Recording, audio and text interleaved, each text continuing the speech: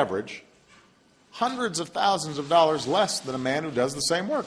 So to anyone who says 77 cents on the dollar sounds pretty close to equal, I say, your math is bad. You wouldn't like it if your vote only counted in 3 out of 4 elections. You wouldn't like it if your daughters or sons went to school, but they only got taught 3 out of 4 days a week, or 4 out of 5 days a week. You wouldn't like it if you were forced to work every 4th day without pay. Men would be complaining about that. They wouldn't think that was equal or fair. So this is the 21st century. It's time to close that gap. If women are doing the same work for less money, why aren't companies full of women? Why aren't employers going out actively seeking women? Well, they don't, and they don't for some of the same reasons that women take different sorts of roles and different part-time roles. Women don't work as long hours as men do, even if they don't have children. They take longer holidays. They don't make as much money for their firms. They don't work the same overtime. So we can't really expect them to be compensated the same as men when they don't work as hard. Now, that's not, I don't mean that to sound, unkind about women. Women simply have different priorities in life. Most women want a more balanced life. They want time with their family. They want to do hobbies. They want more time away on holiday. They don't want to put in the work that those sort of obsessive, aggressive, sort of goal-oriented male professions sometimes demand. The law, for example. Women just aren't really interested in devoting their whole life to work in that way. And the very broad brush figures from the ONS simply reflect that. What they don't show is that a woman going to the workplace is going to be paid less than a man for the same. In fact, under the age of 35 in the UK and the US, women are paid more in the same sorts of roles, and they're 2 to 1 more likely to get jobs in science and maths because employers are so desperate to hire women. Well, one of the things they told me was that he was at the house one night, and we were talking, and he started laughing. He said, "Aaron, what do you think women's liberation was about?" And I said, I had pretty conventional thinking about it at that point. I said, I think it's about women having the right to work, getting equal pay with men, just like they won the right to vote, And he started to laugh. He said, "You're an idiot." And I said, "Why am I an idiot?" He said, let me tell you what that was about.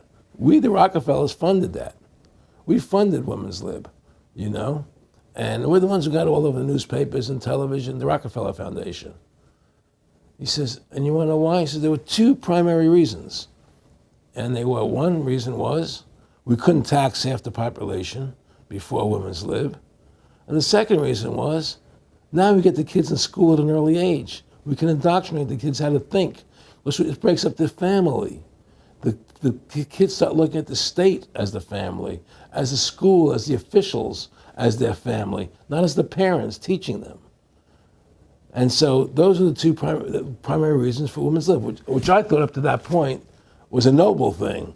When I saw their intentions behind it, where they were coming from when they created it, the thought of it, I saw the evil behind what I thought was a noble venture. Aaron, did you know that Gloria Steinem, in one of her own books, now admits the CIA funded Miss Magazine? No, I had no idea about that. No, I never heard that. Yeah, we're going to... CIA funded Miss Magazine? Funded Miss Magazine with the stated goal of taxing women and breaking up the family. No kidding. I never heard that. Well, Nick told me. I mean, I know it, but not because I know the CIA was involved in it. Well, Gloria Steinem was proud of it. Oh, the CIA wanted to help women. No kidding. So they funded it, yeah. And of course, it's divide and conquer. Right, and of course. What they do is they focus in, obviously, on real problems. Women were getting shafted in many ways, but the elite wasn't planning to help them. They were planning to really shaft them and take men away from them. Look at what they did with black families. You only had about 10% illegitimacy 50 years ago in black communities, and now it's over 90%. And look at welfare. We're going to give you some money, but you can't have a man in the house. Right. And so that was further to degrade the family. Totally destroyed. And now illegitimacy is over 50% in the general population. Right. Well, see, the whole thing is these people control the money, so they make all the rules. It's kind of not fair to measure most women by the standard of most men because they're going to get more activist as they grow older. And when you're young, you're thinking, where are the boys? The boys are with Bernie, or, Ooh. Now, if I said that, No. yeah, you they're can for say- Bernie because that's where the boys No, are. no, You'd but it's swat not. me. Come no, on. No, I wouldn't. I wouldn't good. because the boys are saying whether. No, I mean, hello. How well do you know me? Okay, right. Not that well. I was trying to get onto this fucking website here. I got it here. There's this is something people wanted me to talk about. If you want me to go off on something, just tweet at me with hashtag TAMMP, Thursday afternoon, Monday morning podcast, just before Friday. It says, feminist upset over statue of a man and a woman talking. Scene. Okay, here's the scene. All right, this is in Washington, D.C. You're a woman sitting on a bench reading a book. Your male friend sees you on the quad and comes over to say hello and talk. You put down your book, lean back against the bench, and smile. He doesn't sit next to you. Instead, he puts his foot on the bench and leans over on his knee. So sexist, right? That scene is depicted in a statue at the University of Incarnate World in San Antonio, Texas. And despite no sign of distress or physical assertion, some women have decided it is a statue, oh my God, this is of mansplaining, a term used to describe men condescendingly explaining something to a woman. Dude, how much do they fucking hate us? Like, they never do that? Jesus Christ. Every 5 seconds they're trying to fix you and change how you are. Why don't they see the balance in that? That's fucking nuts to me. Anyway, seriously, here's the actual statue and the claim of misogyny. Okay, some woman wrote, a friend spotted this in Texas. Hashtag mansplaining. The statue. Oh, my God. I have to start explaining shit to women. If this fucking annoys them, all you got to do is just do it more. The tweet went viral over Memorial Day weekend. It all started when Ash Hernandez saw the statue on her way to a teacher's certification test. She was so outraged that she ran back to her car to get her phone to snap a picture. The sculpture just screamed mansplaining. Let me just fucking try to be open and honest, which is really difficult for me because I'm such a cunt. But when I look at this thing, I don't see her smiling. She actually looks like her lips are pursed, like she's going, really? But he seems like a nice guy. He's got a nice full head of hair. He's wearing a pair of slacks. He's got his shirt tucked in. He does seem like she seems annoyed by him. I will say that. The way she's looking up at him. How the fuck do we make this a little bigger? But I mean, if I saw this, I would be like, this guy's striking out. She's not having it.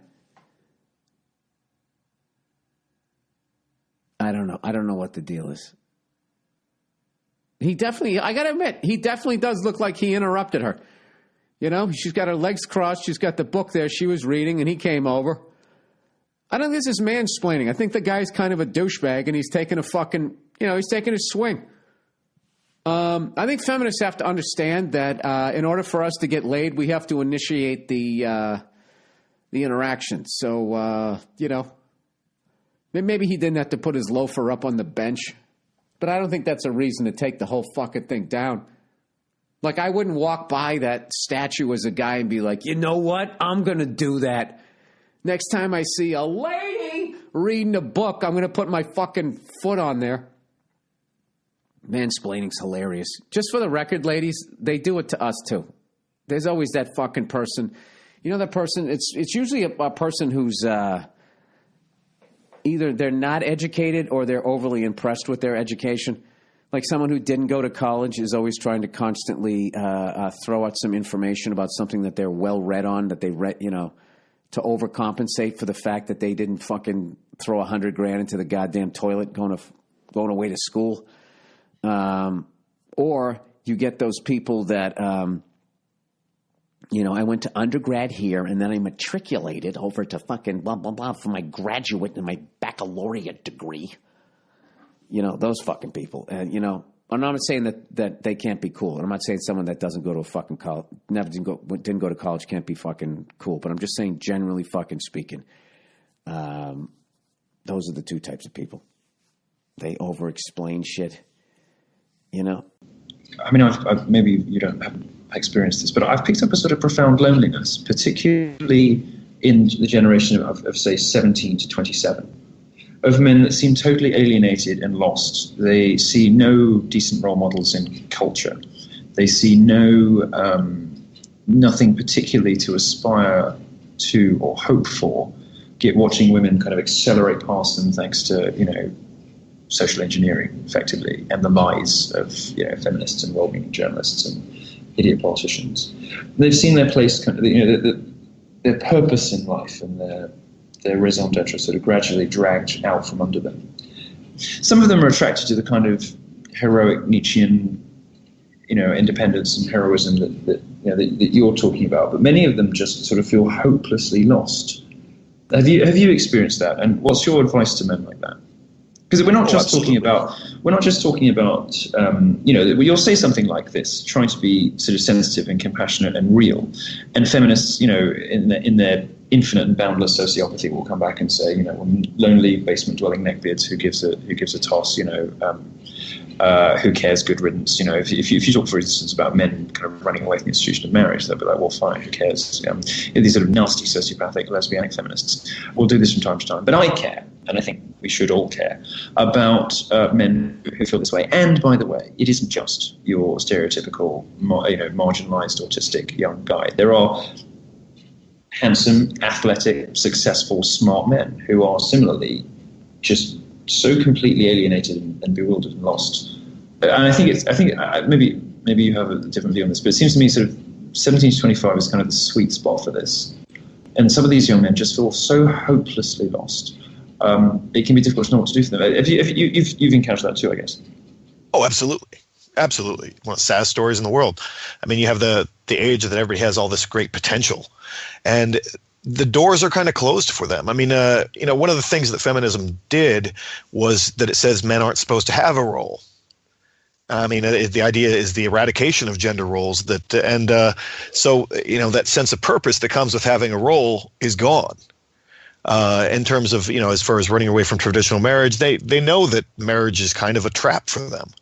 In many cases, they could fall in love with a woman or whatever, but they know that she can make a phone call and end everything, and she can end everything, have her kids taken away, everything that he sacrifices for, a woman can erase in a heartbeat. And they know that. They're not stupid. A lot of them have already seen their fathers get divorced and go through all this kind of stuff. And as far as in terms of jobs, there aren't a lot of jobs that aren't just mindless phone answering and email answering and so forth. And a lot of the jobs that gave men a sense of purpose, having some kind of skill that made them valuable, those jobs are in many cases very difficult to get unless you are part of, in America, unless your parents are in a union already and you can kind of get grandfathered in. But and those jobs are being sent overseas. So instead, they're being left with these kind of managerial class jobs, which in many ways women are better at. Because they tend to be about negotiation and communication and coordination. Absolutely, which are not things that men take as much joy in doing. Yeah, they're skills. They have these natural skills that just aren't getting used, and so the only things that they're available to them are things that they are not as good at as women. Whereas the things that they are better at, the women, those roles are gone, and so of course they're hopeless. And so all they have to do is to kind of retreat into like kind of porn and video games and all that kind of stuff, and where they get to play out those roles that they're not allowed to take in real life. Yeah, it certainly seems true. To what extent do you think that's a product of economic factors, and to what extent is it social? I mean, certainly much of it feels like it's driven by feminism, but some of it also, of course, is just technology. It's just technology. It's it's the world turning into software. It is that middle, those sort of doctor, lawyer professions being disintermediated by software. I mean, who's to blame for this really? Is it Silicon Valley, or is it feminists, or is it sort of 50-50? It's both. I mean, technology has been undermining men's roles for, a couple hundred years, if not since the beginning of time. Every time they invent something that is more efficient, 10 guys lose their job or whatever. And feminism couldn't exist without that technology. I mean, feminism absolutely relies on, freely available birth control. Feminism doesn't exist without that. And, which I'd love to say is feminist because it makes their heads explode. But men don't have anywhere where to go And in terms of jobs and economic things, it's one hand washes the other. I mean, obviously, who's in charge of hiring them? Well, the female, probably feminist human resources person. You know, the feminism and the corporate life are actually intermixed, which is funny because if you hear, you know, the far left talk, you'd think that they're incompatible. But I think that the corporations and feminism are kind of walking hand in hand now. That's very interesting. I think you're probably right about that. First of all, we should talk about what happened at The Triggering, which was a talk that I did with Christina Hoff Sommers and Stephen Crowder at UMass Amherst. And it gave birth to perhaps the most extraordinary creation of the internet since Big Red. Do you know what Big Red is? Are you old enough to know what that is? Are you around on the internet for Big Red? So, number one, shut the fuck up for a second. Feminists do not want you to lose custody of your children. The assumption that women are naturally better caregivers is part of patriarchy. Yeah, so she's this Canadian woman who's yelling in the street about, well, she's reading this sort of like 10-point definition of the patriarchy or something. Feminists do not like commercials in which bumbling dads mess up the laundry and competent wives have to bustle in and fix it. The assumption that women... We're working on it and you guys are trying to dismantle it. But if you'd fucking listen... The oppression, systematic oppression of women is an example of patriarchy. I'm talking. The assumption. I'm reading. Fuckface. I'm trying to fucking. I'm letting everybody else hear it. Okay. It was amazing because she was sort of like the perfect example of what an insane, red-haired, angry-looking, lesbianic, overweight, over-angry feminist is supposed to look like. This is a list of the things that we're working towards. Now, if you would shut the fuck up for the 50th billionth time, we agree on that. These are things that we're agreeing on. But I've got a feeling that she might be about to lose her crown to Jigglypuff. So Trigglypuff is the name given to this wonderful student who, by now, I'm sure every listener of this show will have seen the footage of her throwing her arms up and down.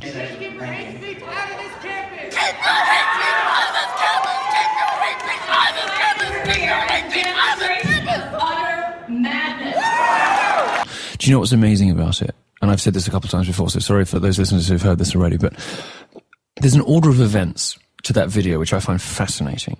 So she starts by taking an enormous intake of breath. Like her body knows that there's no way she'll get through this much exercise without, a massive injection of oxygen.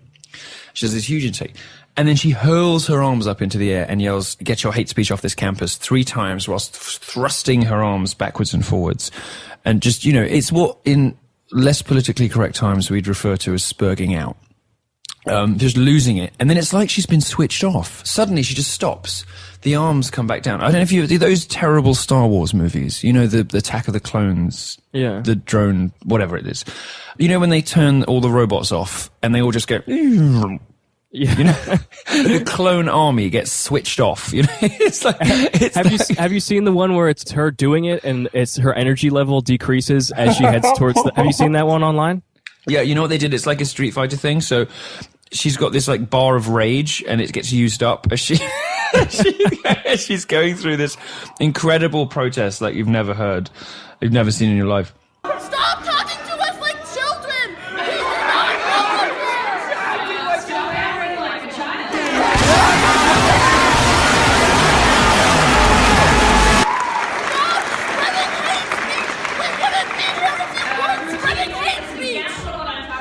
Speakers are not only disinvited, but when they're invited, people come in to disrupt. They don't want others to hear. Get the fuck out of here! But I'm the wrong person to be. Wait, save it when Milo comes back. And then eventually she's just. It's the funniest thing, and I love it, and it's absolutely great. But she has friends. She has friends that presumably feel sorry for her and who are very supportive of her body positivity. This is what we have to call fat people who aren't ashamed of it. Fat people who aren't sorry about the fact that they're gigantic, quivering mounds of flesh, unlovable ham beasts. We now have to say that they're body positive. which is a sort of horrible sociopathic system of lying. It's like an anti-health cult. It's something that social justice warriors and feminists do to vulnerable young girls, telling them that they can look how they want and behave how they want, and they'll still be happy and somebody will still love them, which is, of course, a lie. It is a sociopathic lie that we tell these young people, condemning them to a life of misery and solitude. Anyway, so she's one of these, and she's got friends. And one of these friends, finally getting around to the news bit of this, one of these friends demanded that a student journalist should be punished for daring to film a protester at a public event. I mean, these people show up. This is the essence of the cry bully. This is the essence of the social justice warrior who is at once aggressor and victim. What I used to call quantum superstate feminism. She shows up to cause a fuss at a public event in a room where there are 500 smartphones, and then they cry foul when one of them embarrasses themselves. It's absolutely amazing. Again, back to my concerns about the internet and Twitter and all that kind of stuff. I have this. We kind of touched on this once, and I can't get it out of my craw. What these watchdog groups on the internet, which are usually left of center, and again, I'm not passing judgment about that. It's just usually where they are. What they're doing to the First Amendment. I mean, people are scared shitless to say anything for fear that someone will attack them and tell their employer or affect their employee or get like I was my daughter's a big fan of Jenna Marbles. Do you know who she is? Who? Yeah, it's an internet sensation. These guys know. They know. Look at those pusses. Yeah, does a video thing every week, and she did a thing this week on sluts. Okay, and it was very tame and very actually kind of thoughtful. And the feminist groups mobilized. Must destroy her. Sure. Not hey, we got some issues here. Have you ever thought about? No. She must be taken down. She has to be off the internet. She needs to be destroyed. Her livelihood gone. Sorry. Right. Yeah. Where's the First Amendment right in that? You can't. If you stand up and say something, you're going to lose your ability to make a living. Well, that's okay. There's a couple of things. The group that says you cannot judge does nothing but judge. What they should always put the caveat and say you can't judge, and then write a group of ethnicities that you can't judge. You can judge white people. You can judge. You can't judge women, but if a woman is a Republican, you can tear her apart.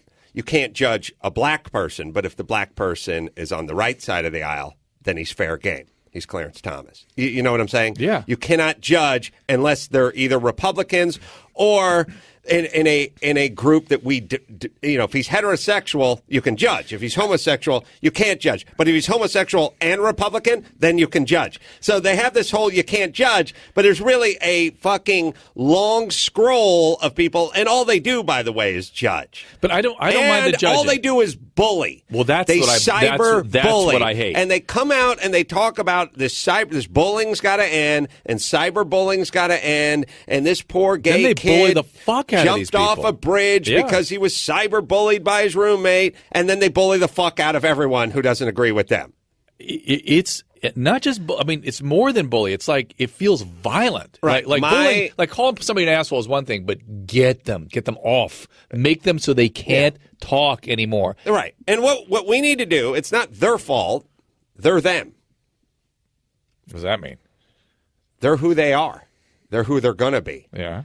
They're miserable, powerless fucks. Well, they're not powerless. Who have banded together, created a little power, and decided to use that power to sort of lord it over people that are probably more successful than them.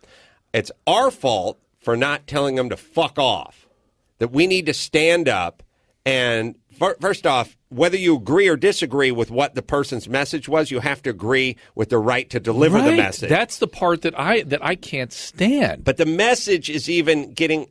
Tell Lynch, Max Pata, I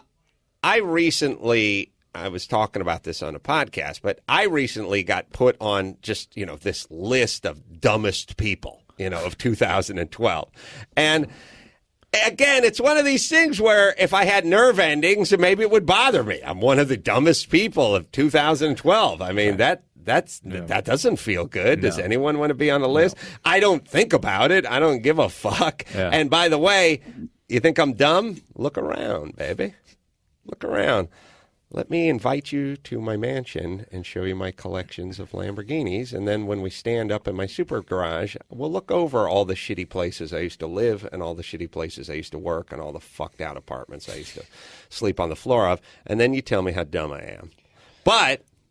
Or we can check the New York Times bestseller list and see how dumb I am. But still doesn't stop them from putting me on a list of the dumbest people of 2012. Now, they're not going to do it if I actually had a learning disability and was semi-retarded. They probably wouldn't put me on this list of dumbest people. But if you scroll down, you can see I'm under... Petraeus is on the dumbest people? I'm under Chris Brown. But Petraeus is not a dumb there's man. always people on the list that you're glad to be on the list with. Yeah. I'm under Chris Brown, who made his fist into a ball and punched it into a woman's face. He's there for punching out women. I'm in there for saying women aren't funny, except for, in terms of dumb, you should do your research. That's not what you said. I didn't say that. Yeah. But because people are so anxious to bully in the cyber world, so anxious to make something out of nothing, so anxious to tear somebody down, then they do it. Now, for me, it's just one more time my name is being put out there, more traffic, more people checking out my website, more people buying Mangria. And I don't give a shit. But what if I did? Like, what if I was really sensitive? You know, what if I just killed myself? What if your employer went, hey, we can't have any of this on our business? Yeah, you're too dumb. No, we just can't have this kind of bad press on our business. It'll affect our business. Right. We got to get rid of you. Mm-hmm. That's okay? Happen. No, it's not okay. But let me tell you how dumb I am. I don't have an employer. I know. That's how dumb I am. Do, and these people I have a whole bunch of fucking employees. No. Team members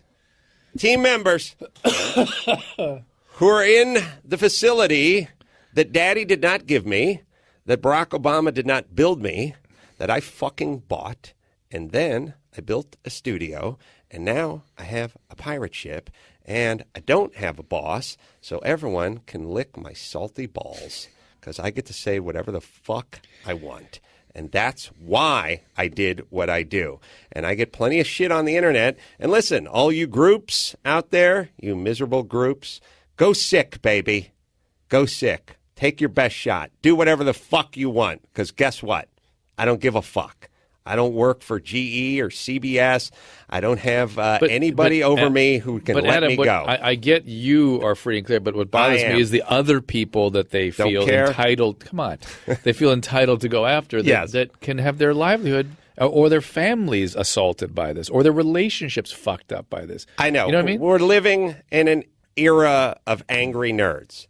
And angry nerds, envious angry nerds who it used to be they wouldn't pop off because they'd get punched in the face. And now there's no punching in the face because they're thousands of miles away. They're under a pseudonym and they're on the internet. So go sick, angry nerds.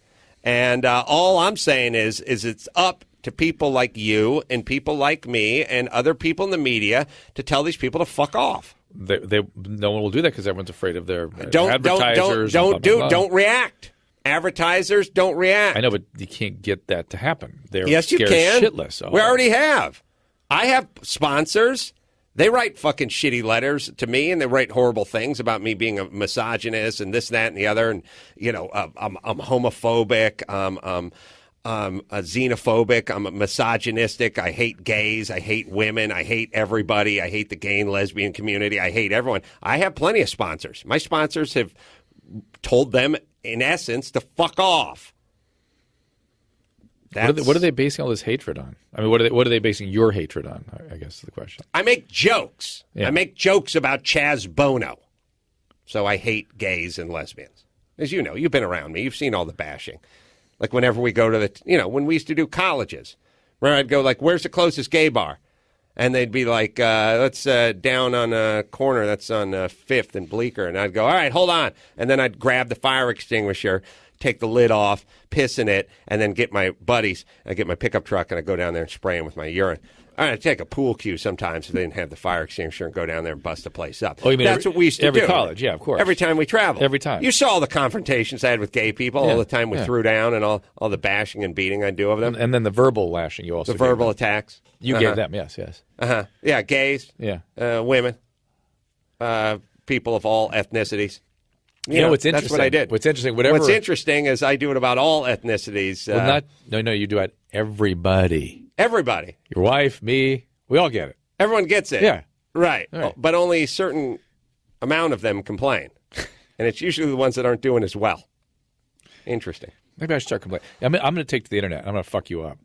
Go ahead. That's going to happen. Okay, so we have to ask, Girls perform better at you have to ask if university. this is really a problem. More women are going to university, they're getting higher grades at school, they're getting higher grades at 20% university, of all more A-level women physics graduate. students are Women in their women. 30s 20%. earn more than men for the same work in their 30s in the UK and the US now. They are 2 to 1 more likely to get a job with the same qualifications. Where's the structural bias against women here? I don't see the problem here. What I do see actually is a very reasonable complaint from a lot of young men, not my generation maybe, I'm sort of 10 years older than them, but from a lot of young men who are going to university, going into the workplace, and they don't recognise the world you're describing. But this is based on an assumption that there ought to be some kind of gender parity. My suggestion is that there isn't. We don't complain when women dominate subjects like nursing. We shouldn't complain when men dominate subjects like physics. For our lesbian friends, or any men in the audience, or as I like to call them, eunuchs, you might like to consider scissor fingers, which is a fairly simple one. You have to kind of lift it up in the air to really get the full effect, but basically you just sort of lean back a little bit and just do this. Finally, a perennial feminist favourite, something you won't even have to teach your audience. It's finger wagging.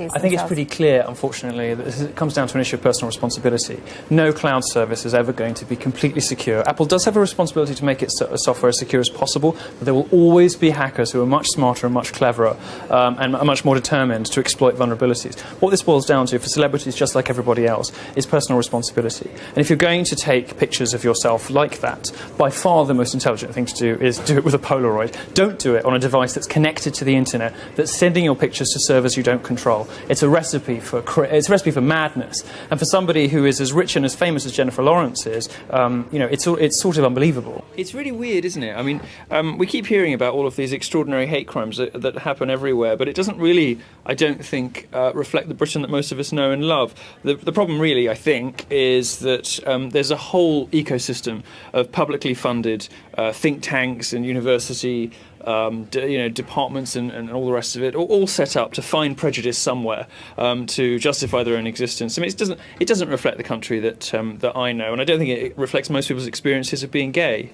Well, I grew up in a very small village in Kent, and I can tell you that actually, people who live in the country, who grow up in rural places in England, are some of the most tolerant, some of the most welcoming, some of the loveliest people in the country. In fact, it's in the city that I have personally experienced more, oppression or victimisation, because I don't think they really exist in Britain anymore, but certainly where I've experienced the most problem for being gay. And ironically, it's not really for being gay at all. It was much more difficult to come out as a Tory voter being gay than it was, my sexuality in the first place. And that was a result of a sort of gay establishment, which is now using very much the same sort of tactics that they say that they were subjected to themselves over decades. I don't think it really reflects Britain, and I think it's easy to get caught up in the hysteria and drama about homophobia. It's not really a problem anymore in this country, in the same way that it's patronising and out of date to say that women are some sort of oppressed minority or oppressed underclass in this country. It simply isn't true anymore.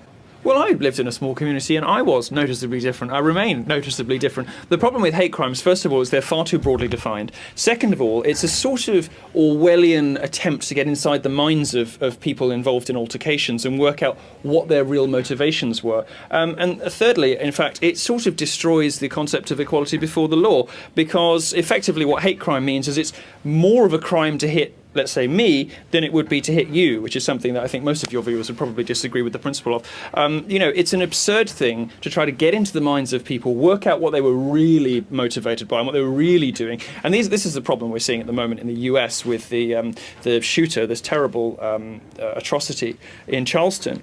People trying to get into his mind and work out what he was really motivated by. The fact is, we'll never know. He was crazy. Lots of people get into fights all the time, but if you provide people with this ready-made victimhood Hollywood script. They're quite willing. They will be quite willing to use it. And unfortunately, gay people do get into fights, and when they get into fights, they have a habit of crying foul and crying homophobia in the same way that unfortunately lots of other kinds of minorities have sort of been trained into doing as well, because they know it gets results. Like every sort of rightsist movement in its death throes, the discussion gets ever more hysterical and focused on ever smaller things. So if you look at sort of the gender war, you look at modern feminism, they start to focus on ever more tiny things, but ever more hysterically. So we see, for example, obsession over transgender pronouns to the point of hysteria and mania, to the point of pursuing people if they don't use them properly. We see, discussion about manspreading, which is this thing in New York. Apparently, men sit with their legs too wide on the tube, and it's spoken about with extraordinary sort of ferocity and hatred, like this was something that actually mattered. I mean, never mind the women who put their handbags and shopping on the seats. This sort of weird, obscure, tiny stuff that is spoken about enormously angrily is the sign of a movement in its death throes, panicking because it's worried about perpetuating its own existence. Suzanne, let me ask you. You in the book, you write out what you believe the three tenets of feminism are. You cite them as: number one, feminists are imprisoned by their negative view of women and their place in the world around them. Number two, all of the injustices perpetuated on women through the centuries, the most oppressive on women is that women must have babies and men do not. That's the third. And the third one, there's no difference between males and females other than their sex organs. That's what you say feminists believe today, and have tried to, convince other Americans believing. Walker. But Suzanne Venker, I mean, in your words, what do you see is the problem with feminism? Why do you call it the worst thing ever to happen to American women? Yeah, and I use that example because that is such a important story, and it's not just her story. It's so many people's story. And what we're really left with when it comes to feminism is not just that issue that she's referring to with struggle having children later in life, but also this notion that women today owe feminists for everything. Now, you might have noticed when this article was published in BU Today a week ago, and there were so many comments, negative comments, of course, from people on campus. The overwhelming theme in those comments was something to the effect of, how do Suzanne, and Phyllis for that matter, think they are able to get published in the first place? Or how is it that they can disparage a movement that is what allowed them to get college degrees and become authors? Now, that was very telling, because that is exactly the message that young people are getting about feminism, that we as women today owe feminists for those things. But in fact, we do not. And if we did, I mean, if that were the case, then how is it that my grandmother in 1920 had a college degree? How is it that my mother, who's now 80, has a master's degree and went into the male-dominated field of, she was a stockbroker, not way before, but during the 50s, before the 60s movement got off the ground. Making them think that they need to live their lives in a certain way. And why is that? Why do you think that it's so all-pervasive through American society? There is a chasm in America, essentially, between the powerful and the not so powerful. I'll call them everyday Americans. We know from the research that everyday Americans are largely a right-of-center bunch. We also know that those in the media are largely not a right-of-center bunch. And because of that, the views on all areas of our lives, whether it's education, sex, work, motherhood, you name it, all those important aspects of life are getting filtered through a left-wing lens. Well, except that there's a lot of very powerful, I mean, Rush Limbaugh has huge numbers of listeners that, put, I'll even admit it, our own listeners, our own listener numbers in a shadow. So I think you're identifying parts of the media here. Well, what I'm referring to specifically, what we call the feminist elite. And the feminist elite they reside in three areas: academia, as evidenced by the responses from the article at Boston University last week, and in Hollywood and in the media. And most people, especially young people, are exposed on a routine basis to these women, first in college, then in the media via television, magazines, and in Hollywood.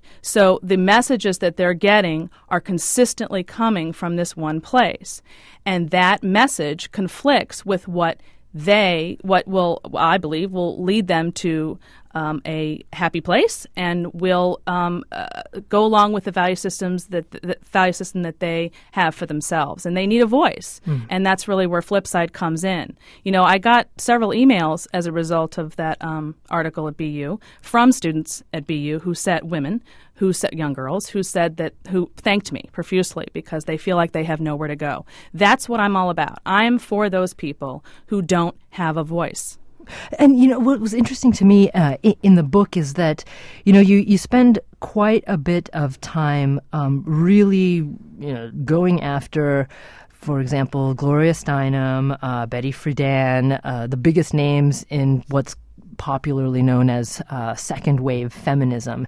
And a lot of your arguments against them, to be honest, they sort of struck me as you going after an antiquated notion of feminism, like one that's sort of frozen in amber from the 60s and 70s, and that maybe a lot of women, and maybe it's not very many anymore, but those women who think about feminism today don't actually subscribe to those same notions from, you know, the 60s and 70s, and you're attacking something that doesn't really exist anymore.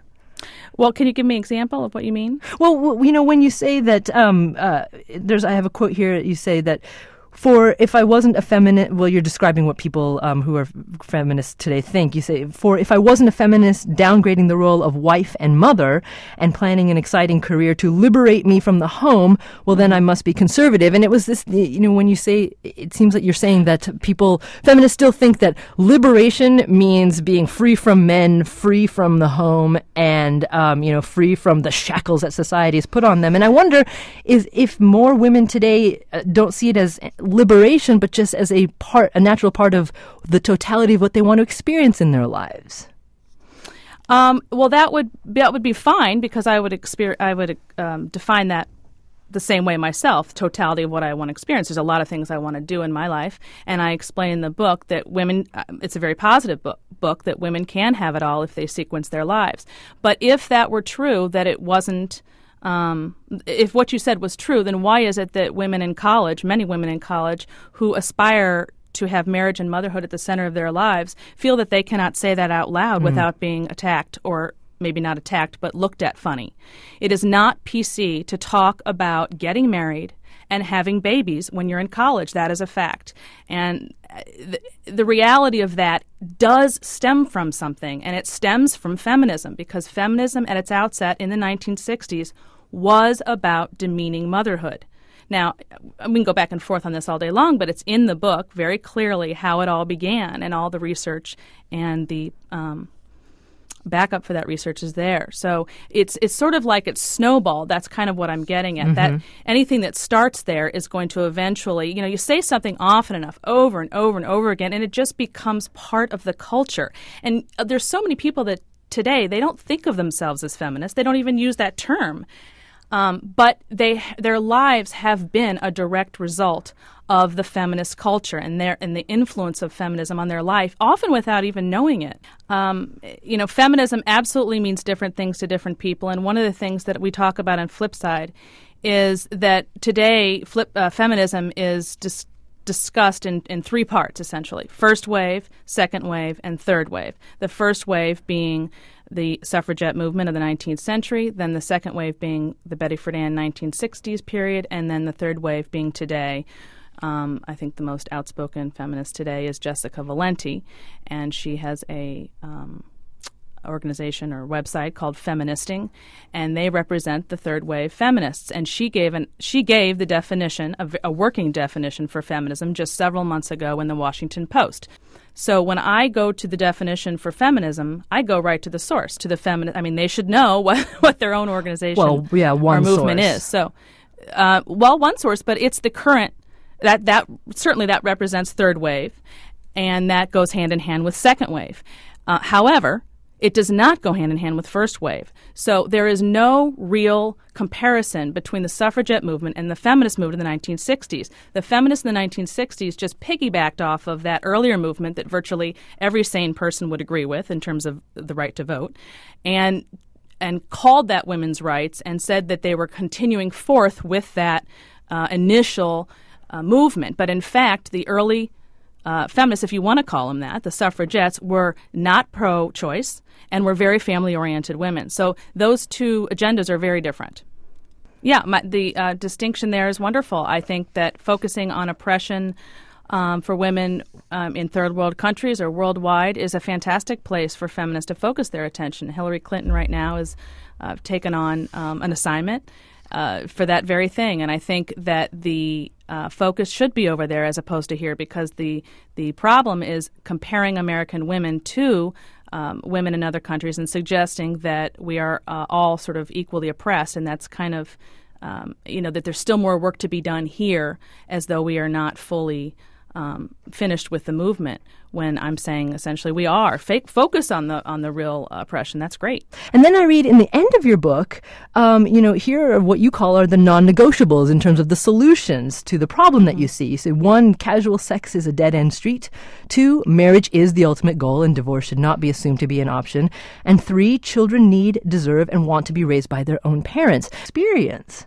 I agree, and I think that Flip Side does that. I think that it absolutely, while you call it black and white, but those 3 non-negotiables in the end aren't designed to be viewed as black and white. They're designed to give assistance, really, help in planning your life in a way that will ultimately bring you, or I should say allow you to have it all in a way that the current message that you get from the culture doesn't allow. And so I'm saying essentially, ignore the culture and the way they're telling you to do things. If you do it this way, you have a better chance to get what you want, which... Very liberal. I'm getting my master's degree, and when I say I'm getting my master's degree and I have someone, that I'm in love with and I want to marry, oh, I hope you don't do that before you finish your master's degree. You can put having kids, later in life. And I feel guilty, I have to admit, saying that I would think about becoming engaged or having kids or getting married and putting off getting my master's degree, because people look at me weird. They think, why would you ever do that? Why wouldn't you get your schooling and your career underway? Well, I'm going to be 35 or 40 by the time I get settled into my career. Shared by a lot, the sort of conflict that people feel. Suzanne, we've just got a couple minutes left, and I want to ask you one last question about, how what Americans are feeling, American women in this day and age, because you write very eloquently in the book about sexual promiscuity and the problems and the pressures that young women feel there. But you also write that there's growing pushback, that, a lot of young women are saying, no, I don't want to be sexually promiscuous. What are you still so afraid of from feminism? I'm not afraid of feminism. I'm pointing out what's going on, and people want that and need that information so that they can begin to think differently about their lives. The fact that women want to be married, or Americans still want to be married, is a great thing. The problem is we have an issue with marriage in this country, and so there's a gap between what they're saying they want to do and the messages that they get from the culture.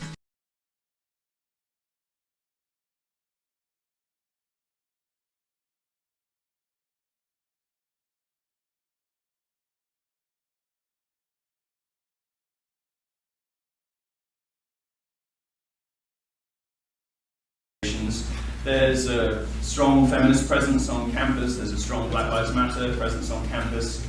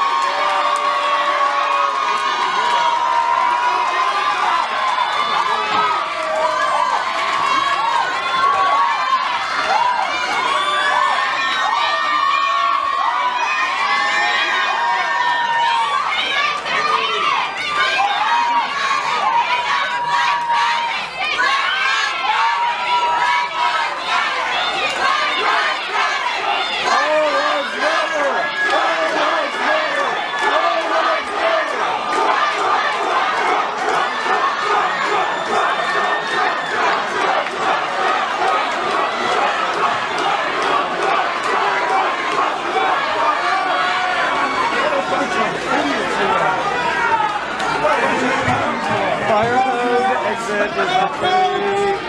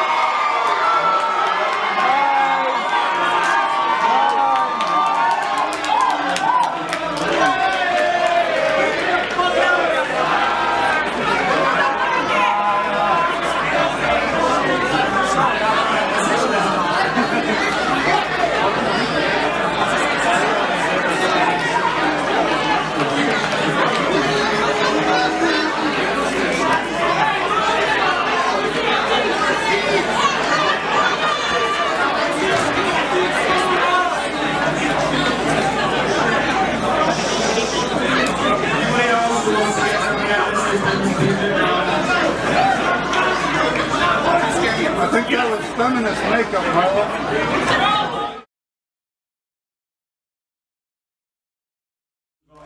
Does anyone here believe that women are paid less than men for the same work? Put your hand up. Everyone who puts their hands up, you're idiots.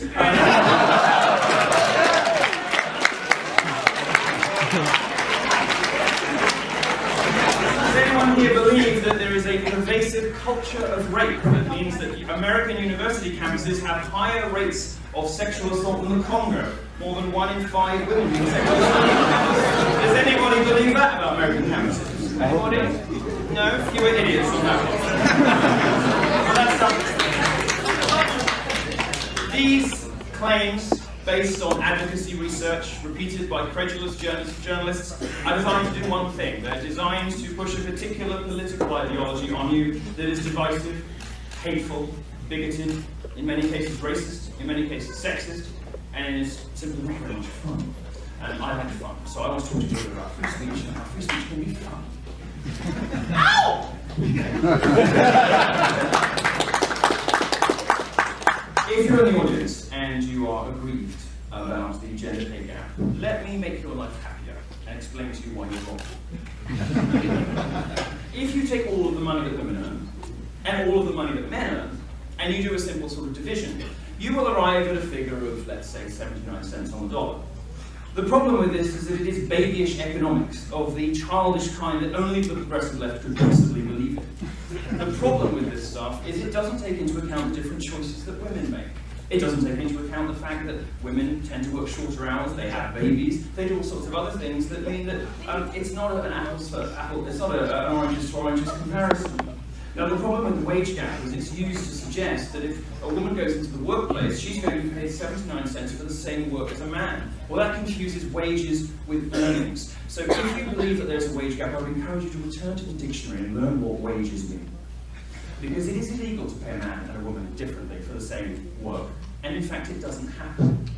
Now, all sorts of these sort of politically correct prescriptions surround us. There are feminists on campus who are demanding to kill all white men as though that was some sort of move toward equality, when in fact it's simply a gesture of female chauvinism and hatred towards people that the modern intersectional far-left feminist lesbianic movement doesn't like. Lesbians are real, Milo!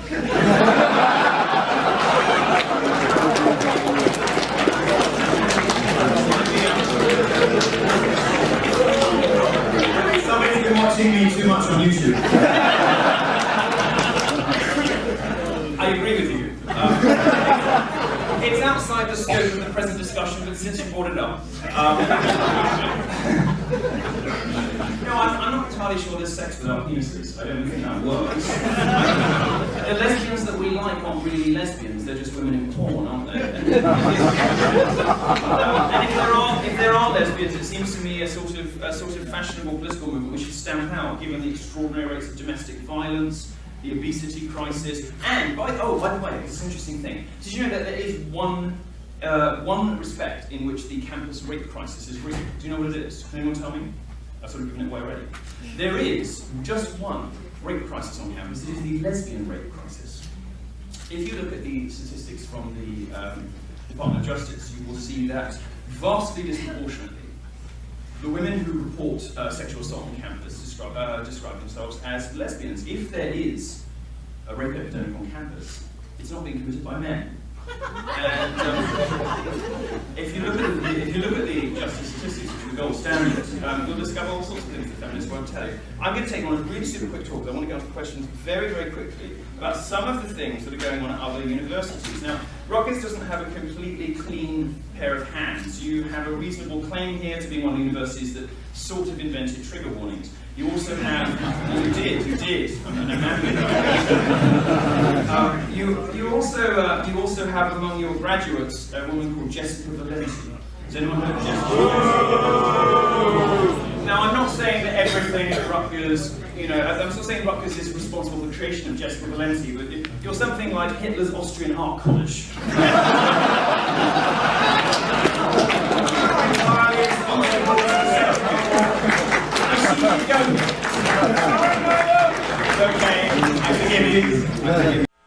Well, look, here's the deal. I like the ladies. Okay.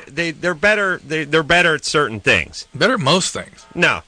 Better, please. So better we've been most things. no, not most things. Not no, nearly, you and I argue about not this. Not nearly most things. Use more of their brain more of the time. They use more of their brain, like a handicapped person uses more of their wheelchair. They have to try harder. They're at a handicap. No, they are. No. Look, here's the deal. Everyone always says this. Here's what's going on. All right. Women are great. Yeah. Women do what they do well. Yes. And there's a handful of women that do what guys do well. Yep. A handful. Yep. In general, people say, how come guys get to be the president? How come guys get to be the generals? How come guys build the skyscrapers? How come? Why don't you ask yourself how come, baby? Because we're the ones who do it better. I mean, please. Now you're going to get a million people saying, "Oh, women are kept down." And how did they get kept down? Who kept them down? Who? Historically, they've been, but not right now. Yeah, but they're so much smarter than we are. How did we get them down? No, I didn't say smarter. Well, what are they? They use more of their brain. They do stuff we can't do. Okay. Well, I just have a problem, because back bridge. That's what they do. Thursday or whatever, you were like, "Oh, women don't have a brain; they just have like a chip that it's like the Xbox or whatever." What were we talking about? I don't know. Women. Look, here's the deal. Women are. I would rather hang out with a lot of women I know than a lot of guys I know. I don't have a problem with a woman being president and all that kind of stuff. I just don't like it when we try to force this everyone's exactly the same mentality down everyone's throat. Right. I don't want to see a Nike commercial with a bunch of chick soccer players talking about how come their endorsement deals are nothing and Michael Jordan gets everything. Well, because we want to see Michael Jordan. That's why. Why do female runway models get 50 times what a male model gets? Because that's what we want to see. Or that's what society. I don't make the rules. This is how it goes. Believe me, Elle Macpherson made more modeling and Cindy Crawford made more modeling than any equivalent male model. Yep. Is it fair? No, it just is. Michael Jordan gets what he gets, and whoever from the WNBA gets what she gets. That's how it goes. But you do find when you work with women that, first off, every woman I've ever known has cried at work on at least 5 occasions. Shut up, Drew. And I've never known a guy who's cried at work. I was just thinking. They're emotional. If men and women they're better parents. Yes. They're not great. They're not as good in the workplace. Well, it's the wrong gene. There is an interesting thing. If men and women were exactly the same, there wouldn't be male and female leagues. Everyone would just compete in the same league. Yeah. Right? Well, and also, why do we need... Do you want cats and dogs to be the same? Do you want apples and oranges to be the same? Do you want... Really? Do we want everything to be the same? I sort of like the diversity part. I mean, and it's like you go to dinner. You get some fish one night and you get some chicken the next. You want everything just to be fish skin? It's my new animal. Chickish. Yeah, it's fine. Listen, God love you, ladies. Perfect. Don't change. Better. Don't change. Better. Yeah, and look, you guys live longer, so what's the beef? Better. No, they're not better than guys.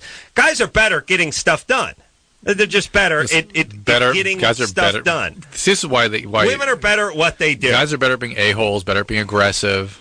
You see what I'm saying? That's where we get the bad. They are better at that. That's why we get the bad rap. No, the guys are a little more realistic than women. They get the job done better than women. More aggressive. No, it's not about aggression. It's just there.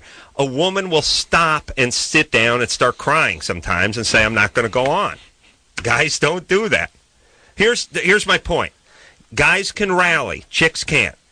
Every guy I know has gone out, tide went on, stayed up till 4:30 in the morning, and then got up at 6 and swung a hammer all day in the sun and has made it through the day. Woman wouldn't go into work that day. That's it. That's the gene. That's the only difference. And that's fine. They're not cut out that way, and that's a good thing. It makes them better at whatever it is they do.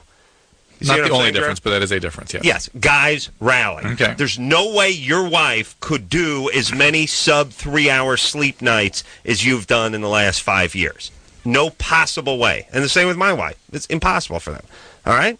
On the other hand, we couldn't have gotten as many massages as they've gotten and tolerated. I'm trying to be fair. Jesus Christ. Isn't he massage every goddamn week? You don't find it ironic that you're the one who's sleeping for 2.5 hours and hopping from plane to plane and college to college and doing all that, and they're getting their 5th massage in as many days? Yeah? How many massages you get last year, Drew? Let me count. Today's what? Adam, I respect your opinion and all that, but you're totally wrong. About what? Women. About women. Guys are much worse than girls. Girls can do everything better than guys. Everything. I wouldn't even say that. No, not even close. Pretty much. No. The only reason girls aren't president or any of that is because guys haven't gotten over it. Yeah, I know. Listen, go look at the Hoover Dam. Go look at the Chrysler Building. Go look at the Channel. Go look at these incredible engineering feats that were not only incredible math equations, but it took incredible strength and incredible technology. I mean, it's like the bore under the English Channel for 20-something miles. I mean, it just, there's no woman that has any hand in any of that. How about this? All right, how about this? It's not in them. Wait, how about this? It's fine. That through history, the qualities that are uniquely superior in the male have served society well. Maybe there are specific qualities in the female better at being a human being, basically. Hear me out. Yeah. That may yet for the future be more useful to what the rest of history holds for us than the male has been subsequently. Previously, rather. No. No? Now, look, here's the thing about women. They have the kids. That's important. It's important. We need them to continue on. To have more males. Yes, yeah, so okay, we can dig more channels. Yeah, okay. No, look, women have the kids. They're the mothers. They make. They work well. They work well in many capacities, but they're not. They don't have as good a sense of humor as guys. They're not as smart as guys by and large, and they don't contribute as much to society as we know it. But in an unspoken way, maybe they do more. Right. That's all. I'll give them that. But if you're just saying better, like you're trying to sort of quantify it, it's not even close. It's obviously. That's all right. Look, as a woman, you're in good shape. Talking to me specifically? Yes, Drew. Wearing the skirt in your family. No, listen, my wife has a better life than I do. There's no doubt about that. Do you see what I'm saying? I've seen what you're saying, yes. Okay. We're into sort of, broader left-wing territory here, where the educational maintenance allowance, the EMA, i.e. bribing children to go to school, well, hang on, what about the comments on... you just described as a basic right, which I think most ordinary people would find ridiculous. Okay, what about race? I mean, those of us who perhaps have right-of-centre views, but are under, no stretch of the imagination racism. In my dating history, looks like a Benetton catalogue. I'm not a racist person, but I do think that there is some... I can understand people who are concerned that sexism and racism legislation, when it gives rise to positive discrimination, affirmative action, quotas and stuff like that, unfairly discriminates against certain groups of people. And I just don't accept the argument that Britain's racist. Okay, let me... Well, it's extraordinary, isn't it, to hear about, the fact that there's apparently a problem with women worrying about being too thin. That's, of course, not the problem. The problem is that everyone's getting too fat. And actually, there's no evidence, really, that any of this stuff has much of an impact. A lot of the science is very fuzzy on this. It's social science stuff rather than any real sort of reports or anything. I mean, what worries me about all of this kind of stuff is the implication that somehow we're going to make people's lives happier or better by encouraging them to believe that whatever body shape they are and whatever they look like, they're beautiful and they're going to be happy. That's evident. That's quite clearly not the case. I mean, if you look at women's happiness has been going down since the Second World War. Actually, every decade, women are getting more miserable as they get told that they can be who they want and look how they like. And you can say, I suppose, that a woman's self-esteem should have nothing to do with whether or not a man's sexual preference, sort of coincides with how she looks. But the fact is, women are getting more unhappy. And this sort of slightly irresponsible trend to sort of encourage people to eat whatever they want and do whatever they want is is one of the things that's fueling an obesity crisis. And that's a really serious thing. That's a real thing. That's something that's got health implications. It's got cost implications for the NHS. The problem isn't too many anorexic women. The problem is quite in the opposite direction. We're perfectly happy to have aspirational role models in our entertainment. We should have them too in our retail. There's nothing wrong with encouraging people to live healthily.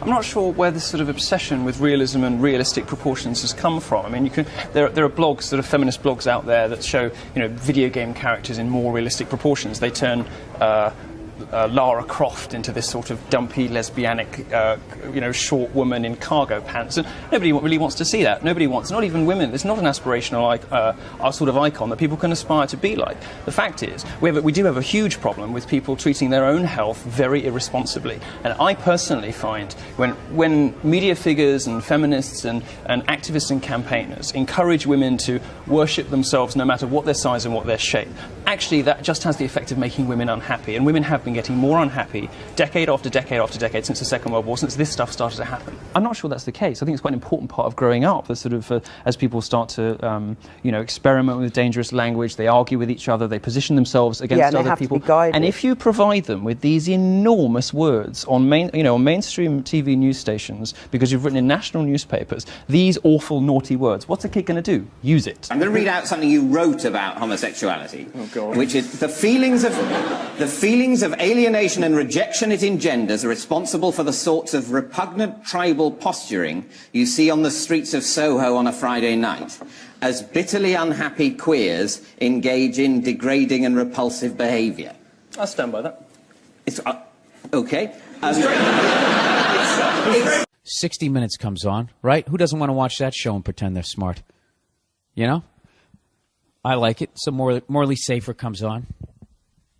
And he smells like an old person. Some old people don't smell like old people, but he looks like he smells like an old person. Smells of cigars, ashtrays, a couple of wars, maybe a date rape. So he's interviewing Meryl Streep. All right? The great Meryl Streep. And they're going through all her old friggin' life and all the movies and all the different characters that she's played. Oh, first of all, they start the report off with Morley Safer just sitting there, right, smelling of fucking Bengay and whiskey, right? And he says how over in England, they, I don't know, they make their actors, they award them by calling them lords and they knight them. But over here in America, all we do is just give them this shiny statue, and it's just like, starts off right off the bat for some reason just shitting on America. In Britain, they honor their distinguished actors with royal titles. Lord Olivier, Dame Helen Mirren. The best we can do is nominate them for Oscars, an annual hyped-up competition for a glossy little statue. If we did have a royal list, the name of Meryl Streep would surely be at the very top.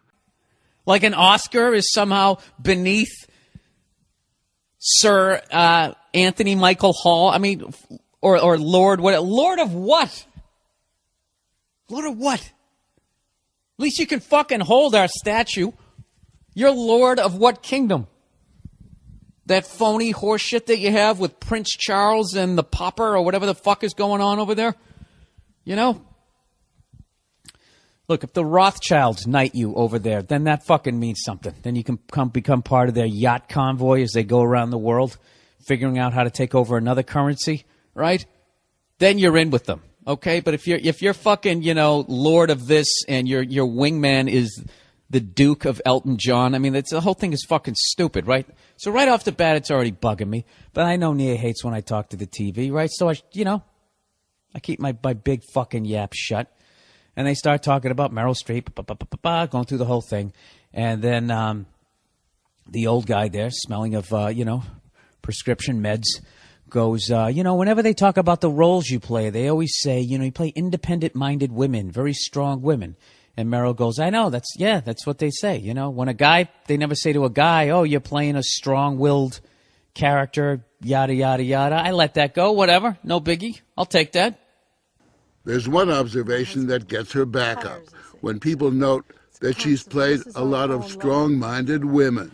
No one has ever asked an actor, you're playing a strong-minded man.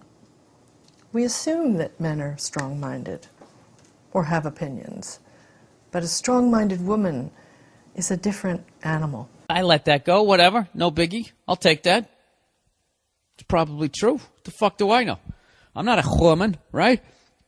But then they show her after she played Margaret Thatcher, and she's given a speech to a bunch of young girls, and she's trying to inspire them. And she takes a quote from Margaret Thatcher, and it was something along the lines of, if you want a bunch of people to stand around talking about doing something, you got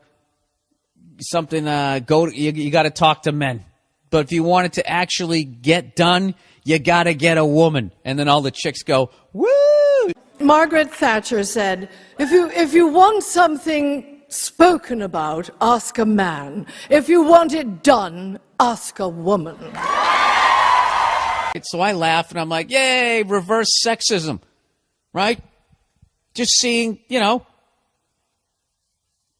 my whole fucking theory, how everybody is just a piece of shit. You just don't have the power to act out what the fuck you want to do. Because that right there, if you flip that around, as a guy, if you're running for president, it's fucking over. You can't be like, let me tell you, and I'll tell you what, after I get you jobs, and after I fix this economy, okay, and I'm the man to do it, because I'll tell you right now, if you're looking for someone to stand around and talk about doing something, you get a woman. You want to get it done, you got to get a man. Here are my nuts, right here on the podium. Vote for me November 4th. Go fuck yourself, right? You did that, your presidential campaign's over. She does it. It's fucking adorable. And it's just as fucking ignorant. You know what I mean? What the fuck do you get off saying that we stand around and do nothing, Meryl Streep? Huh? Or quoting Margaret, and you too, Margaret Thatcher. Let me tell you bitches something, all right? We faked a fucking lunar landing. Okay? You think that's just talking? Anybody can land on the fucking moon. That's easy. But to pretend you did it, all right? And get everybody to shut the fuck up about it. That right there, that takes skill. So whatever. So I make that little comment. And did I just go that? I sound like fucking Porky Pig. So I make that comment, and I've been with Nia long enough that I can tell by the side of her face when she's just thinking about, what if I just grabbed everything I really cared about and walked out of this house right now? She got that fucking mad at me. And I'm like, she's just like, right after the story was over, she just shut the fucking thing off. And I don't know what happened. Next thing you know, I'm walking to 7-Eleven to get some ice cream. I don't even know what happened. It was all going great. Am I the asshole there?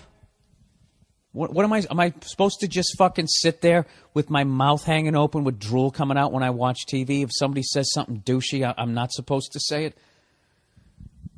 Whatever. So I just finally just said, you know what? Fuck this. I take the dog out. I go around the block. What do? I'm calling my guy friends, right? They're all backing me up. I'm not saying who I called. I don't name names, right? And they're all laughing their ass off, and they 100% agree with me, which is all I'm looking for at this point. I just want people to say that I'm right. I don't want to learn anything from this experience. Just tell me I was right so I can be an ignorant ass again. I don't know. Why don't you guys weigh in on that? Am I a dick for saying that? Should I just let that one go? You know what she said that fucking drove me up the wall? She goes, why are you... She didn't say intimidated. She used one of those words. Why are you threatened by what she said? It's like, I'm not threatened. Jesus Christ. Then I take the bait. It just sends me right over there. Like, threatened about what? Oh my God, this person that I don't know, who has never called me, nor will ever call me, who has no effect on my life. How do you get threatened by that? I'm just calling it for the bullshit that it is. Because you know what? This is what fucking drives me nuts. I can't stand when somebody tells me that their shit sandwich tastes worse than my shit sandwich.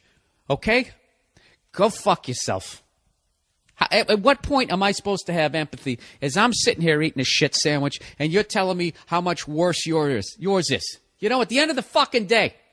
You know what I mean? Sure, mine might be on, a better slice of bread, which I guess would make it taste a little bit better, but at the end of the fucking day, right?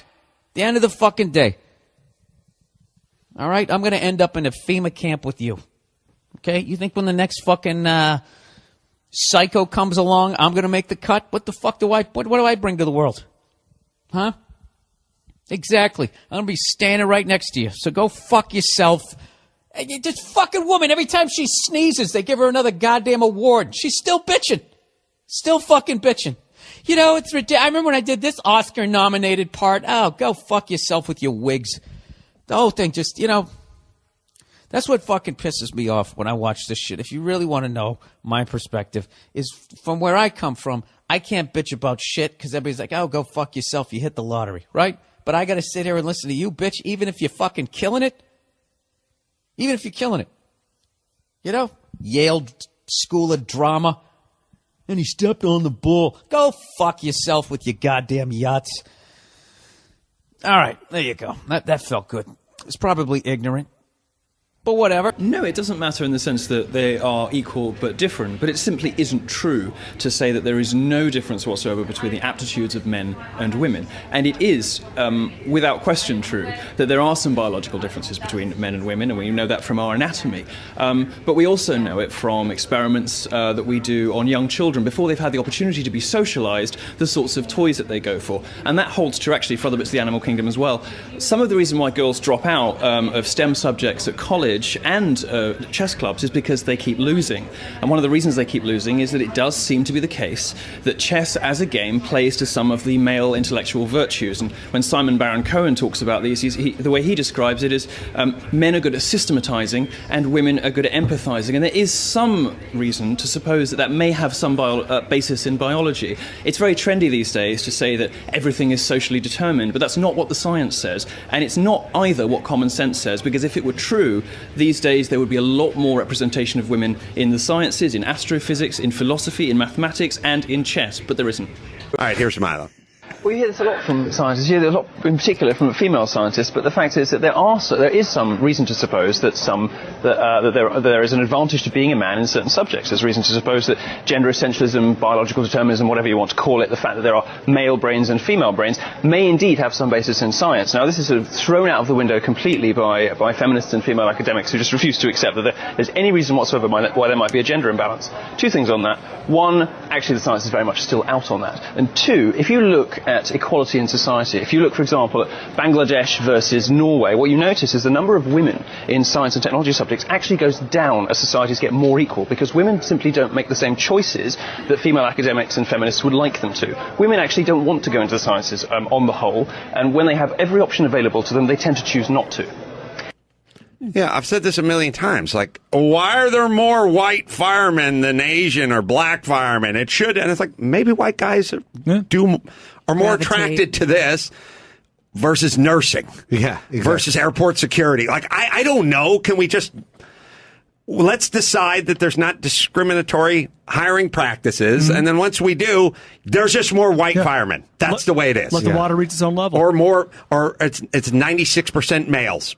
I don't know why, but I don't know what percentage of nursery school teachers are males. I'm not attracted to that. I wanted to be a fireman. I never wanted to be this. If my son wants to teach nursery school, that'll be fine. But I'm guessing the lion's share of young boys he plays basketball with would rather be a fireman at this point. It's a biological thing. Are we cool? Mm-hmm. Are we okay? All right, we'll take a quick break. Milo Yiannopoulos. Hello. Is in studio. We're all Well, at least I'm a big fan. I can't speak for everyone, and I don't know that everyone isn't a big fan. I've gotten off to a rough start. We're all huge fans. No, it's fine. Do you know, I wanted to do one of those things, like celebrities read mean tweets. I wanted to do my own version. The problem is that everyone fucking loves me. So I mean it nicely, but, I'm looking on the internet trying to find, like, really funny, trolly replies, and occasionally somebody will say, go take a bath with a toaster, and it's like a 6 out of 10, Right. I like to give my trolls scores. I'll rank them, and then I give them tips on how to improve, because I want better haters. Have you blocked anybody? Well, I try not to block people because I quite like I like the crazy of the internet. Everybody else, or every other journalist I know hates their readers, hates comment sections, hates, Twitter, all the rest of it. I love it. I love the drama.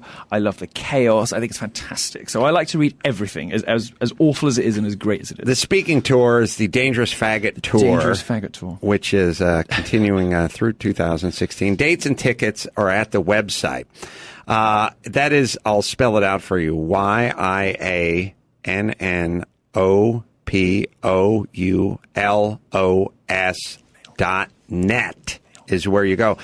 Now, you start off, and you still are, a technology correspondent for Breitbart, but then start spinning off into some other directions. I could not be contained by one vertical.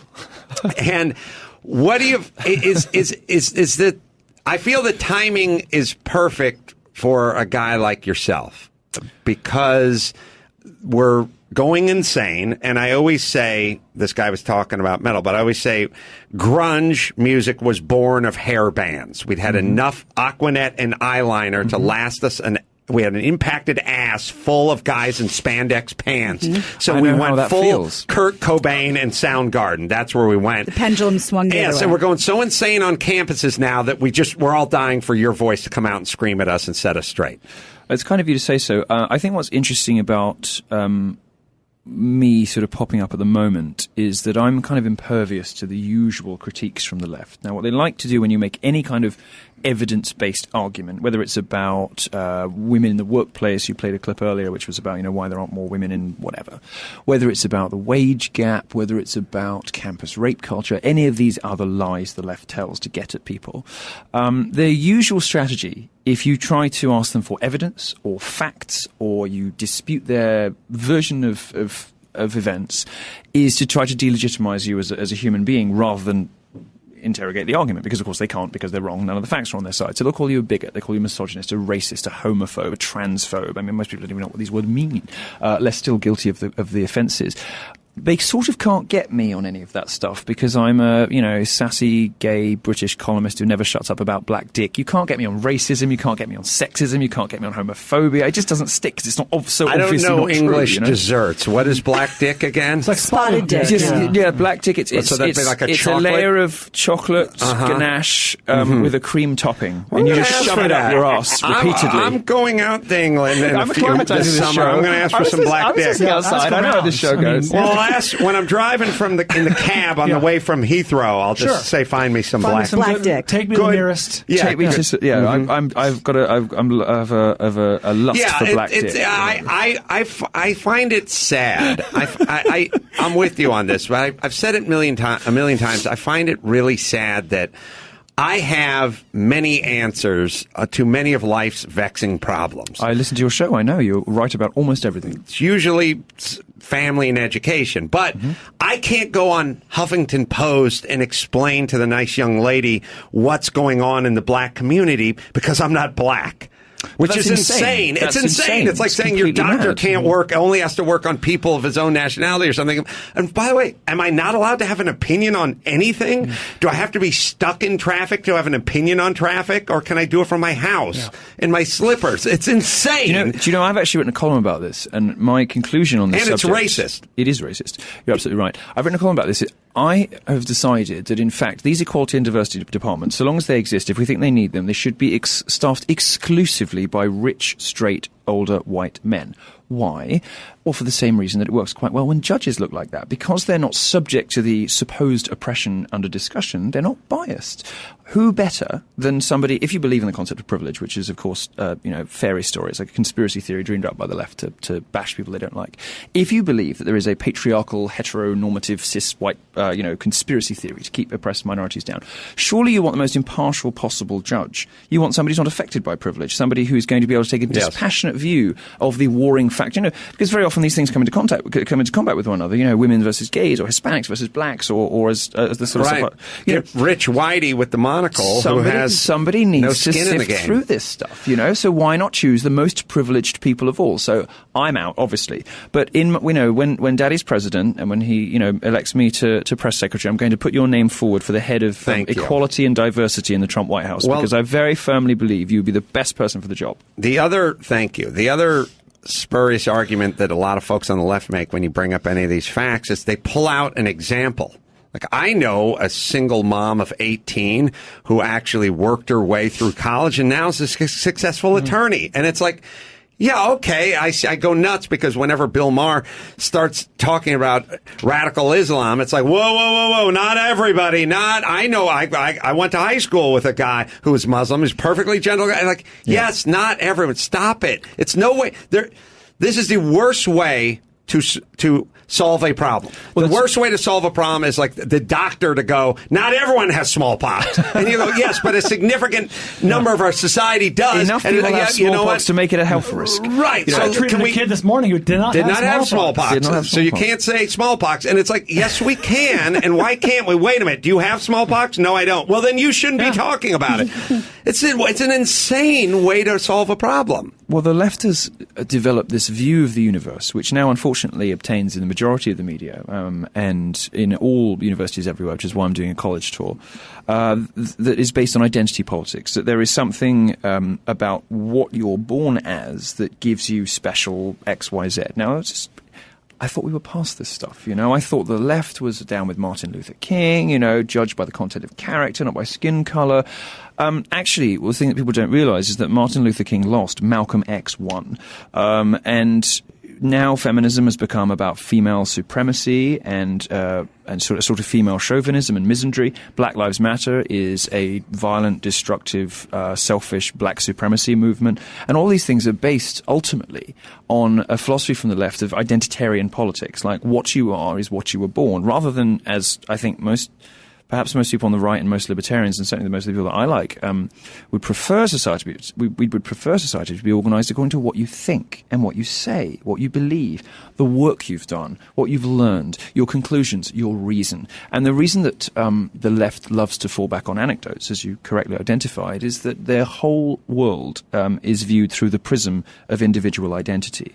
And when you try to approach them and say, well, why don't we look at the data on this? Why don't we look at what's actually happening in society? They don't want to know, because they want to talk about emotions and specific instances, because their whole universe is translated through this filter of my personal experience and my lived lived experience. Actually that's runs really contrary to my lived experience. Here's what I've actually discovered in my life. I don't care about because you're dumb as fuck and you don't know anything. You've never learned anything, and you're spouting political positions on the basis of the fact that you didn't get a rent control apartment. This is the level of discourse on the left now. It's very difficult to break through that with facts, but that's what I'm trying to do with the tour. Here's first off, facts for people who don't want to hear the facts are tough to digest. Right. I mean, you can't do it like you're trying to get some nice goose pate. It'd be nice if you could just ram it down their throats. But if you have someone who's not sexualized interested in facts, then the facts aren't going to take. So that's why I try to offend them instead. Right. Part of the problem, Gary, you can find me having a nice conversation with a nice lady on the Huffington Post talking about the school-to-prison pipeline. But, see, the thing about facts is you're coming at a place where it's like, look, we would like less black people incarcerated, and we would like less black people, young black men, shot. So let's try to solve this problem. Okay. Mm-hmm. I've talked to some people and I've crunched some numbers. It turns out when families stay intact, their children are much more likely to have success. And they go, well, that's your white privilege talking. And you go, no, like I there's looked at something the intrinsic numbers. to your skin color that makes you a deadbeat dad or whatever. No, take some fucking personal responsibility. Families look after your children, and life gets better for everybody. It turns out married couples are much more successful than single. Turns out the children of married couples, statistically, less likely to end up in jail, much more likely to get a college degree, and live out of poverty. There's a million statistics just saying, stay together, raise your children, have success. That's it. And by the way, it universally affects white, brown. If any Japanese folks ever got divorced, I say it would happen to them too, but I'm not aware of that. Once the scourge of divorce reaches the fine nation of Japan. Then when you go across the color rainbow, You're absolutely it has right the same about this. effect on young Hispanic You're right kids about and this. young white kids as it does on young black kids. So it's out. Yeah. We know what the facts are. Now, can we simply implement that? And it's like, not so fast. So are we really talking about a group of people that would like to solve a problem? Because if you really want to solve a problem, you do that. If you don't, we then call you a racist, sexist, homophobe, or sorry, that's me, and what have you. I think they like to call me the homophobic homosexual because I don't like gay marriage very much, and I'm trying to wrap my head around the sort of name calling strategy of the left. It's amazing. It's good fun. Yeah, I mean, you're absolutely right about all of those things. And there's a reason why fast-growing economies don't have a huge clamour for gay marriage and all the rest of it, because they recognise that traditional heterosexual nuclear family is the engine of the economy and the building blocks of a healthy society. It keeps crime down, it keeps happiness up, it keeps productivity up. If you're, a right-winger and who cares about that sort of stuff, that's good stuff. If you're a left-wing and you care about people's happiness and flourishing and fulfillment, I mean, I think we all care about all those things, but you know what I mean? If you're coming from an emotional point of view, like the left often does, the best way for people to be happy is to have a mum and dad.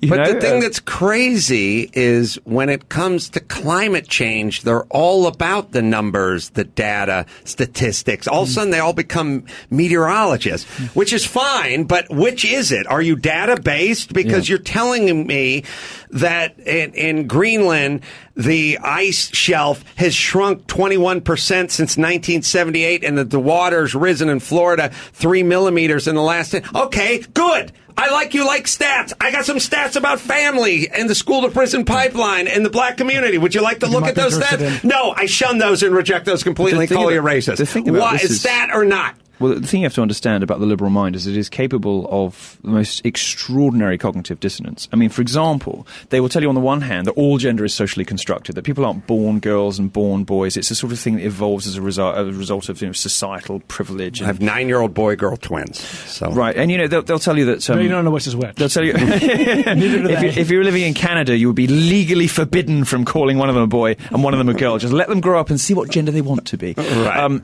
This is all socially constructed. Unless you're a tranny. And then, of course, you've got a female brain. And if you deny that this person is a woman, you are a bigot and you should be shunned from public life. They're perfectly capable of holding not just contradictory beliefs, but contradictory scientific beliefs. They're perfectly capable of, of presenting, studies and numbers and all the stuff that we like, completely contradictorily in different circumstances and not giving a shit about it. Most of the climate change stuff, they contradict themselves. Most of it doesn't stand up to scrutiny.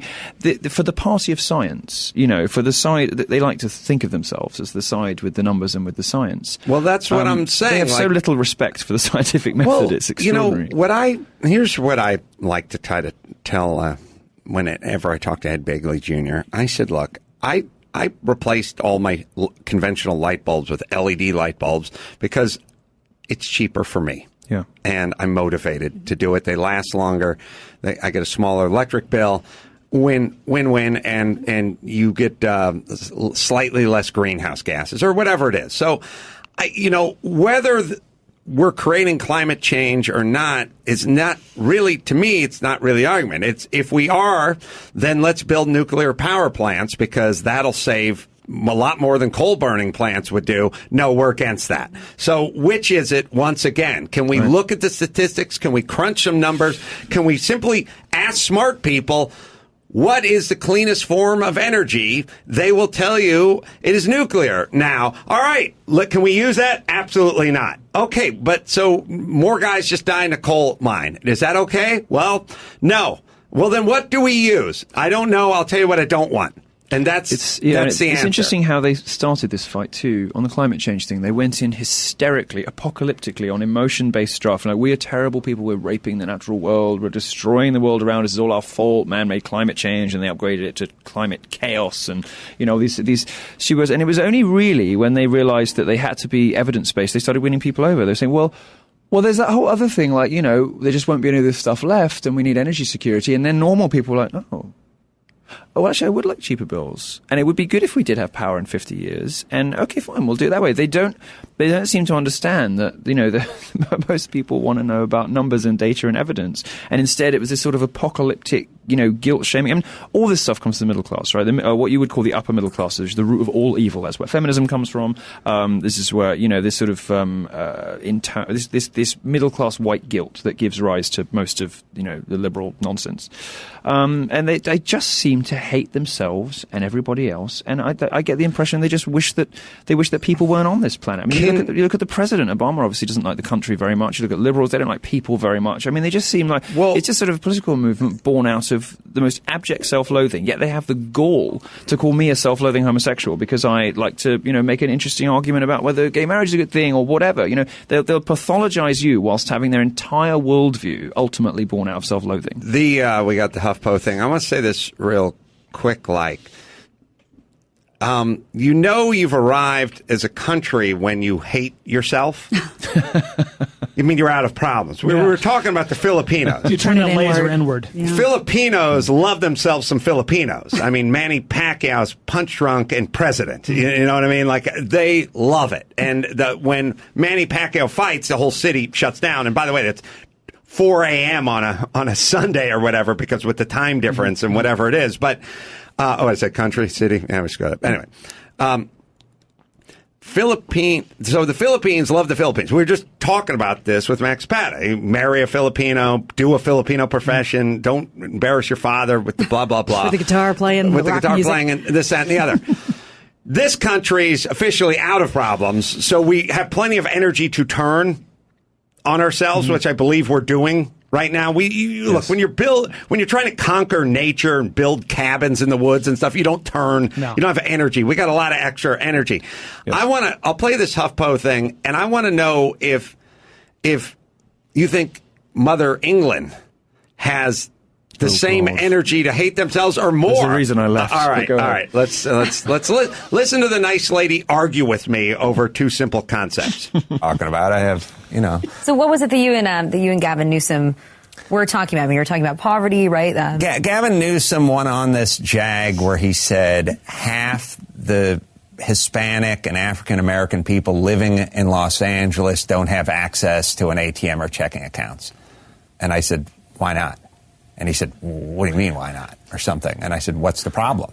And he said, it's a multitude of problems. And I said, well, what are they?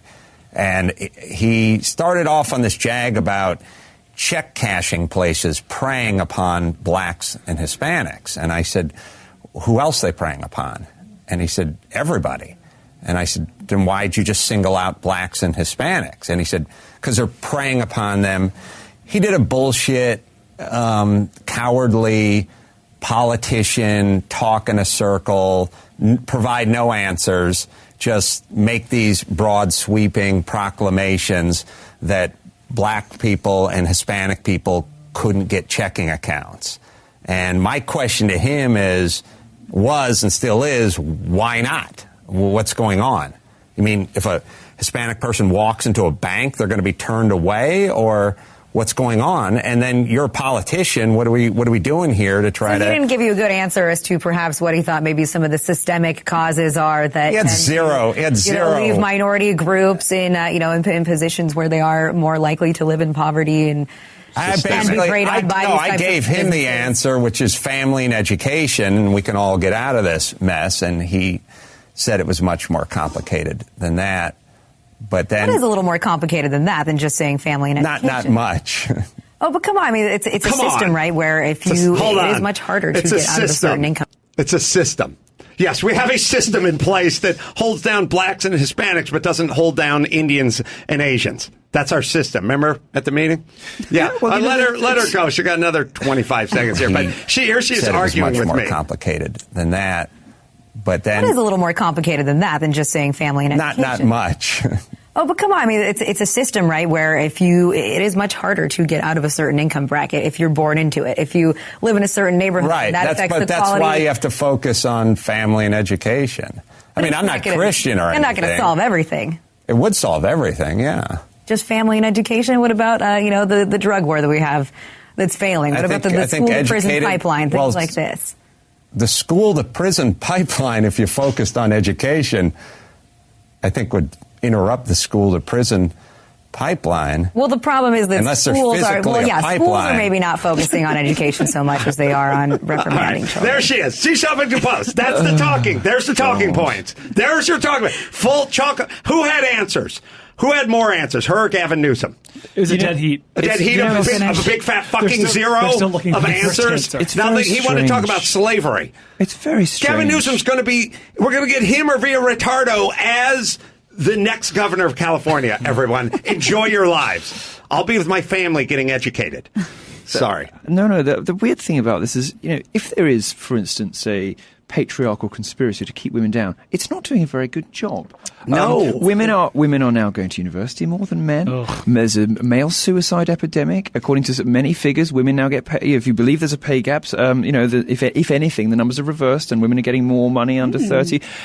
Under 30. If you go to, but this is going up all the time. If you, 97% of workplace fatalities are male. More women go to college. Women get better jobs. They live longer. They live, men pay way more into the tax system and take way less out because not just because of pregnancy, because women get sick more and live longer. If there is a patriarchal conspiracy to keep women down, it is doing a really, really bad job. And the same holds true of all of these other leftist conspiracy theories. Look at the numbers. It's not true. All right. I'm not as far, and we'll do a little news. First, give me a warm up, would you, sweet chicks? Be right back. I like the cut of his chin. Can I ask a quick question on Milo? Yes. So I'm wondering, you do these tours. A lot of them are protested. Sometimes they're shut down. Mm-hmm. Two parts. A, are there kids that actually show up and want to be there and are excited that you're there, because we only see the ones that aren't? And B, has anyone ever come up to you and you've changed their mind, or are they just sitting with their arms crossed? Well, the second, liberals are fame whores. They're star fuckers. So even the feminists who are disagreeing with the audience come up for photographs and signatures and autographs afterwards. So, and if they even show up to the real talk at all, because, it's raining outside, and why can't I just do it on Facebook? Lazy and disreputable people. If you were to come to the talks, you would discover that this crazy social justice instinct in universities, which is telling white people that there is something wrong with them because they're white, men that there is something wrong with them because they're men, almost sort of elevating homosexuality to a sort of, or anything that isn't straight, to a sort of morally superior environment. It's very weird. The left doesn't see the irony of ridiculing and discriminating against people on the basis of skin color, sex and sexuality, but apparently they don't.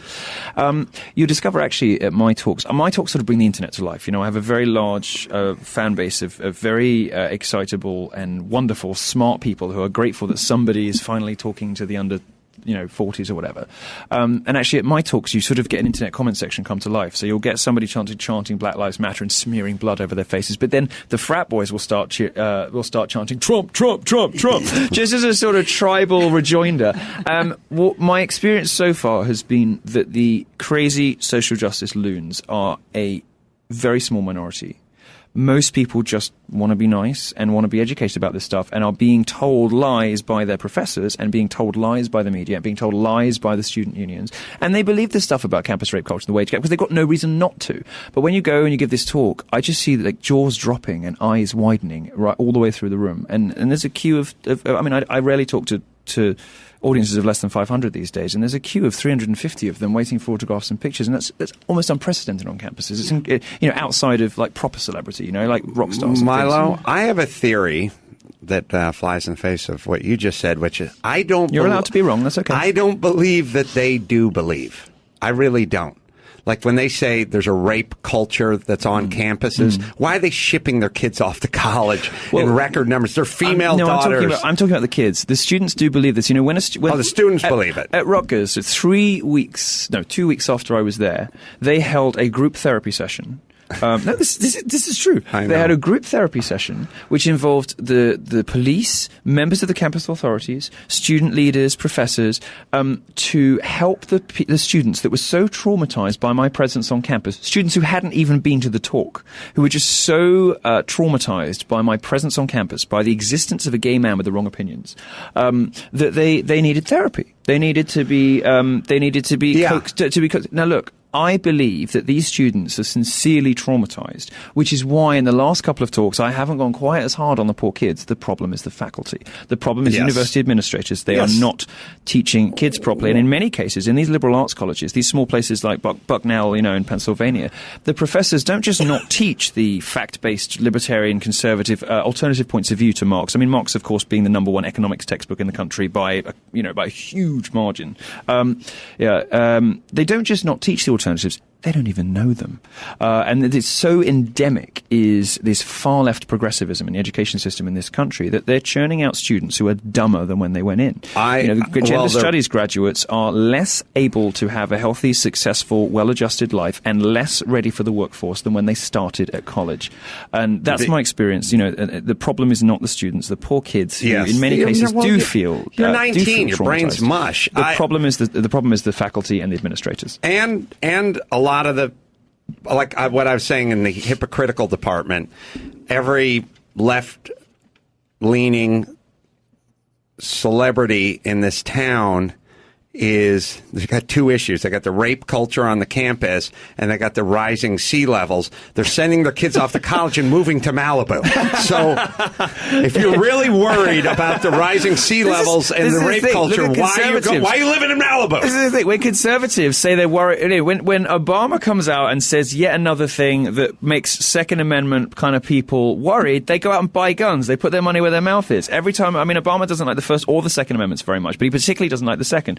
And every time he says something about guns or tries to push something through an executive order or whatever, sales of guns go up because we put our money where our mouth is. Liberals, on the other hand, who have run these institutions for decades, are now expecting us to believe that these far-left liberal institutions are hotbeds of rape and racism. Well, if they are, you did it, mate, and you're still sending your kids there. That's the part that's always insane to me. Like, you guys, it's insane. It's the most liberal place on the planet, and it's basically it's a rape cellar that you guys have been running for 40 years. But what's so funny is when they turn it on each other, find a mirror. They would pay for the privilege to go to. Right. Yeah. But it's funny, there was a gender pay gap scandal at Gawker a while ago because some woman, some of these idiot bloggers has been sort of, indoctrinated into believing that there's some kind of wage gap problem at Gawker. She does the same kind of babyish numbers that the regular guys do to come up with, the pay gap. I can see her walking in. Bad time to ask for a raise. Yeah.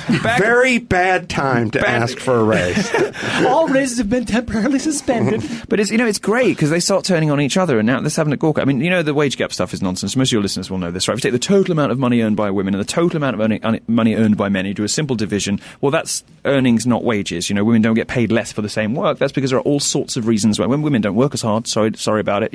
As a gender, I have two jobs. As a gender, not you, love. Outlier. Not you, That's love. what I'm saying. Because she does this and she makes your sandwiches. I get it. But women, in general, don't work as hard. They work shorter hours. They take longer holidays, irrespective of children. Now, I'm a nice person. I don't mind subsidizing, pregnancy, even though I'm gay. Like in the tax system, I don't mind paying more in and getting less out because it's babies. It's important, right? We've got to perpetuate the species. But if you lie to women about this stuff, they get very angry about it. And anyway, do you know what I want to know? I want to know where when the gay straight pay gap is going to be fixed. Because the way that they do the numbers with men and women is they just take all the money earned by straight people, all the money earned by women, and all the money earned by men, and they just divide it. Well, I want to take all the money earned by straight people and all the money earned by gay people and divide it. And you're going to find there's a pay gap of I'm like 97% pay gap or something. When are they going to fix it? You see, it's babyish economics when you put anything else in that bucket. I agree. But the good thing is they're turning on each other now. Gawker's has this scandal. What was it? Was it the Obama White House? There was some Washington Post headlines about this. Obama White House was sort of like terrible pay inequality. Why? Because the women don't work. They don't have time to worry about that right now. They have to come up with $115 million for Hulk Hogan. All right, let me make us. Great? Let me. Who are you for? Who are you voting for? Daddy, for sure. Trump. Daddy? I call Trump Daddy. Oh, we're quickly back to England for a second.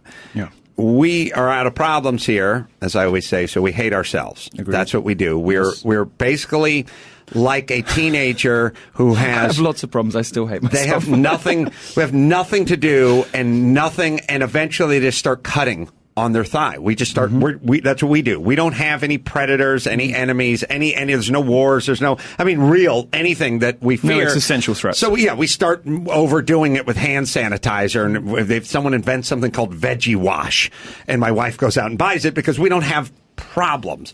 But in the UK, you guys are sort of out of problems. Well, we were. Well, you were. But are you guys cutting on yourselves like we are, which is constantly beating yourself up? I like your analysis. It's a sort of return of emo. Those of us who grew up in the 90s, we had Kurt Cobain and Marilyn Manson and Bret Easton Ellis. We kind of knew what pain was. The millennial generation, at least, is what I like to call the first entirely middle-class generation. They've never really known trauma. They've never really known any pain. They've never really wanted for anything. But the slightly older generation, the sort of those bitter 35-year-olds that work at BuzzFeed, who are just obsessed with the world being terrible, who have everything they could ever want.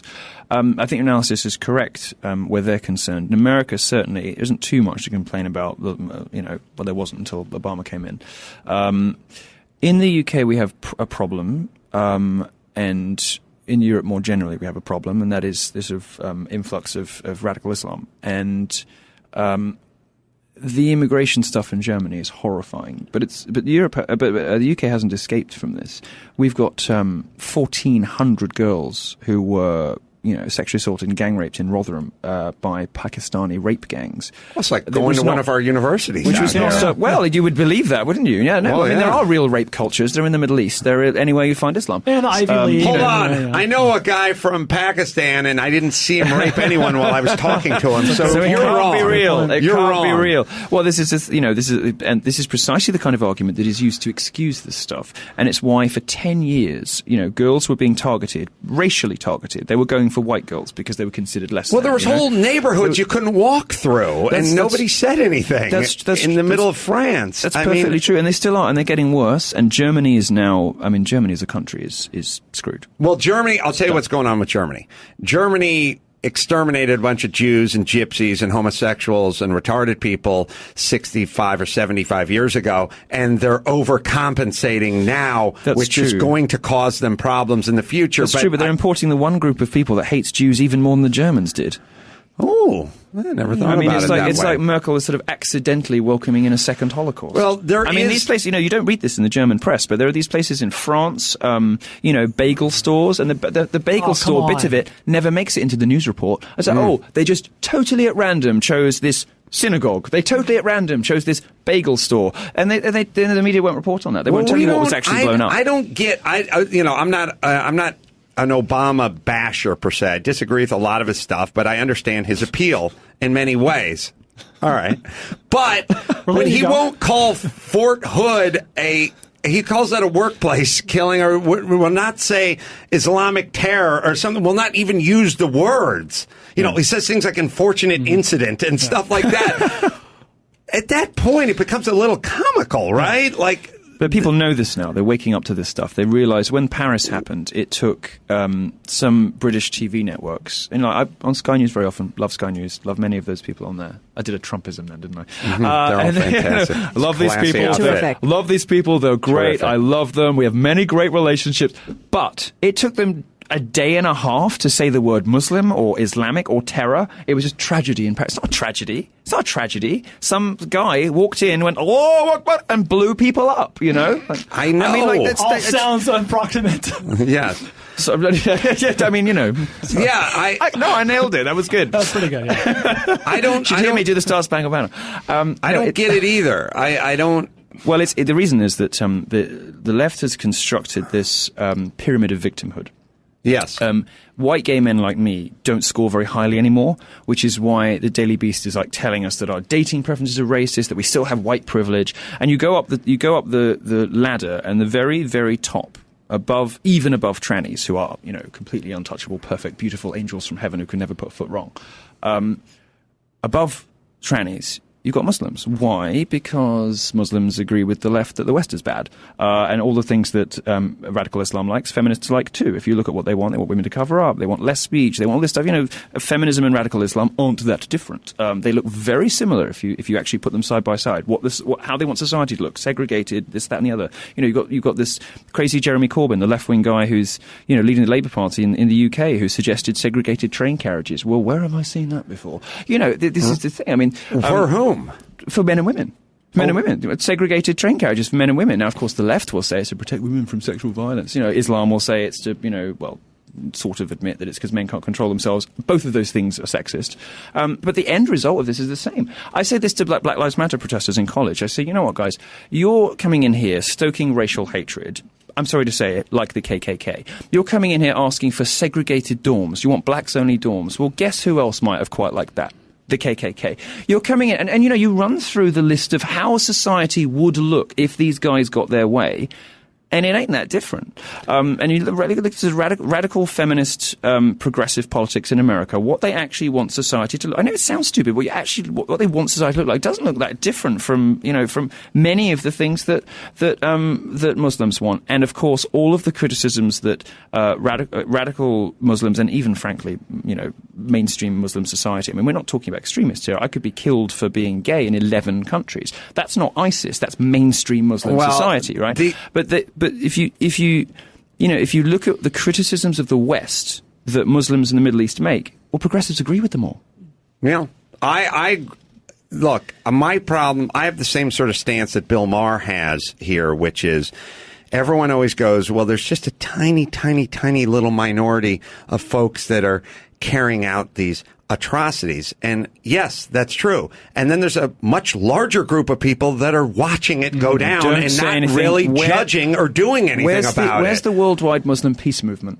Because there are Christian ones, there are Buddhist ones, there are Sikh peace organizations, there are African peace movements that want to bring that, to fix this and that continent. There are Indian ones, there are Chinese ones, there are peace movements everywhere in the world. Where's the Muslim peace movement? Well, that's what I'm saying. It's like we have the Klan, but the Klan is frowned upon. It's an irrelevance. You're it's an shunned. irrelevance. They're irrelevant and they're shunned. Like everyone goes, oh, don't be naive. Okay, you tell me the last time some Klan based atrocity happened. Name a single white supremacist columnist in a national newspaper or a white supremacist presenter on television, because I can show you some black supremacist ones. Right. Name the last time that a white supremacist went anywhere close to saying white people are better and didn't have their life destroyed. That's the we don't point. tolerate We shun it. We shun it. And despite the fact that we built everything, we did. I mean, there are perfectly valid reasons to be quite proud of what this particular race has accomplished. If you take the view that I don't. White pride, what Milo's saying, right? No, I mean, I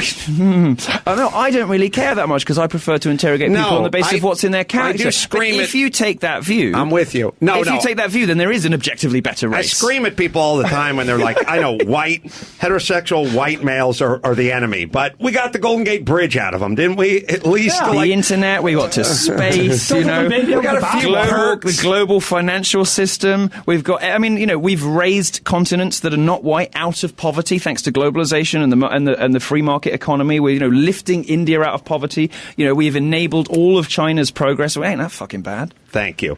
Podcast, the Milo, and now I'm gonna spell this out for you: YIANNOPOULOS show, the new podcast. That's on you listen to it on the Podcast One app. Love that. Yes, that's part of joining the family. And go online and check him out online and find out where he's going to be in speaking tour near you. Thank you so much, Milo. Thanks for having me. And Joe Coy as well. Coy Pond. Check that out. So until next time, it's Adam for Gina and Milo and Bald saying mahalo. I am the feminist who is out to ruin your life.